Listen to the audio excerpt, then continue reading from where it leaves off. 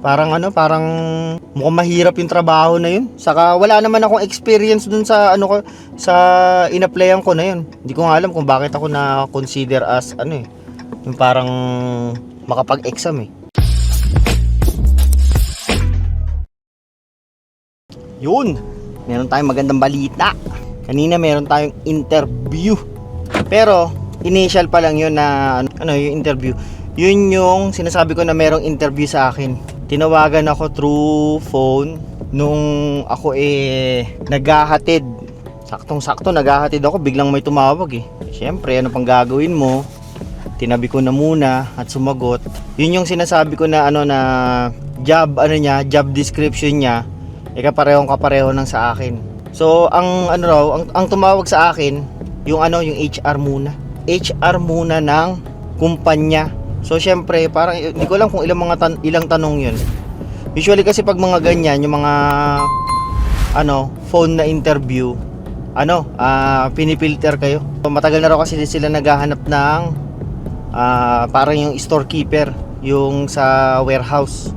Saktong-sakto daw kasi na yun yung yung job description ko, yun yung hinahanap nila na qualification. So tinawagan ako. Yung mga tanong, yung mga situational na instances. Tinanong lang sa akin kung ano yung ginagawa ko sa previous job ko.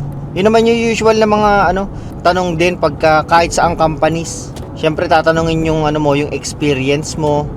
Tatanungin kung paano yung workflow nyo sa dati mong trabaho. Kung kung meron ka bang na-experience na problema, paano mo to na-solve. Ganon yung usual na mga tanong. Ganon din yung tinanong sa akin sa sa tawag. Mukha namang okay kasi interview ko with the general manager this Friday. Woohoo! Mukhang matatapos na kagad yung bakasyon ko. Ang bilis matapos ng bakasyon ko. Mag-iisang buwan pa lang. Pero very good yun kasi syempre walang katulong yung aking misis sa mga gastusin. Saka nakakamiss din na merong pera. Isipin nyo yun, dumaan yung Pasko, dumaan yung New Year, Boxing Day, mga ganyan. Wala kang pera. Wala kang pambili. Kaya nakakamiss din ng merong pera. Yung yung pera na extra, baka sabihin baka magtampo yung universe na sinasabi ko wala akong pera eh. Yung yung parang pang extra syempre ayaw naman nating gumastos ng basta-basta tapos ang lakas ng loob mo, wala kang sahod. Gagamit ka na naman ng credit card. Ayan, baon-baon ka na naman sa credit card. Itong yung credit card ko sa Triangle ba? Nag-increase na naman. Alang yan. Yun kasi yung ginagamit ko sa sa panggas. Maganda yung Triangle card. Ay hindi, Triangle card ba yun? O tama yung Triangle card. Meron siyang money back. Pagka malakas yung points. Tapos pwede mo siyang gamitin sa Canadian Tire. Correct nyo na lang kung tama ba yung sinasabi ko. Alam ko Triangle yun eh. Yun na ginagamit ko panggas. Kaya siguro hindi ko naman siya ginagamit na pang gastos kung saan. Syempre pagka sahod, bayad ka agad yun eh. Magkano na? 12,000 na yata yun, yung credit limit nun. Magagamit, ay hindi mo na magagamitin na Pero maganda lang nandyan, diba? Dalawa lang credit card ko na mini-maintain. Hindi ko na di tulad dati nung nasa Pilipinas ako, napakadami kong credit card. Kaya nalubog ako sa sa utang eh. Pareho kami ng asawa ko. Si yung asawa ko ngayon, isa lang credit card niya, pang grocery lang. Tapos ang baba pa ng credit limit. Kasi takot na rin, parang meron na kami mga phobia sa credit card. Kasi naalala ko dati nung nasa Pilipinas, kasi hindi nga kami makabayad, puro minimum, ganyan. Tumatawag yung yung siya, third party na taga singil. Ginugulo pati yung yung pumupunta sa opisina, pumupunta sa bahay. Ganun katindi yung ko dati, yung utang namin ng misis ko sa Pilipinas. Kaya ngayon, natuto na kami, natakot na kami sa credit card. Sabi namin dito, hindi na kami masyadong magki-credit card. Ayan, maganda naman. At least wala kaming iniintindi. Pero yun, ganun yung yung interview ko.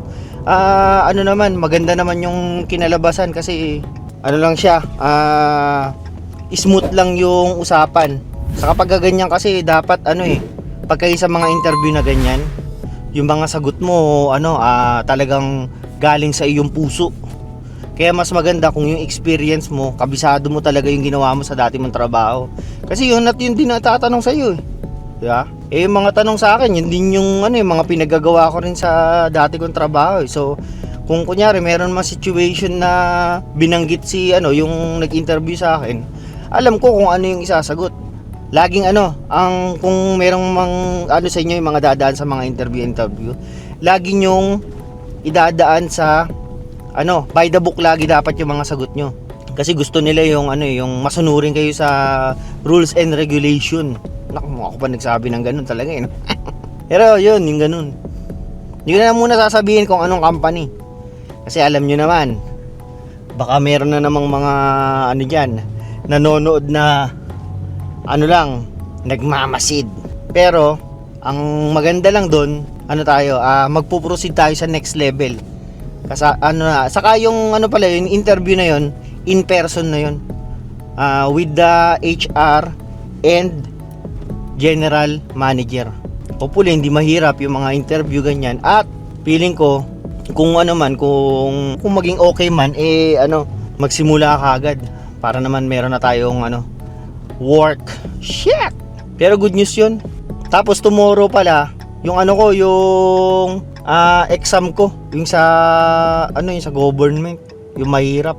Yun ang hindi ko inaasahan eh, kasi parang mukhang mahirap yung trabaho na yun. Saka wala naman akong experience dun sa sa in-applyan ko na yun. Hindi ko nga alam kung bakit ako na consider as yung parang makapag-exam eh.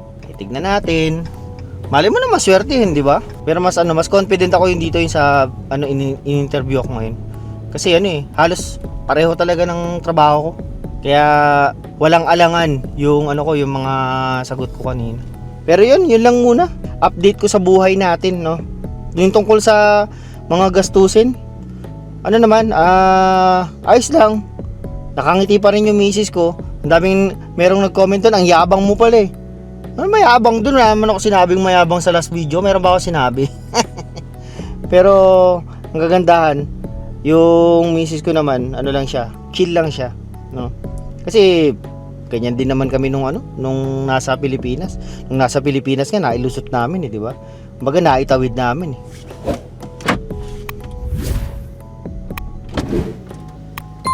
Yes. Oh. Sige na. At nandito na yung asawa kong ayaw magpa-video. Artistahin. No? Sige na. Like, share, subscribe. Yung mga alam nyo na yun. Sige na, paalam.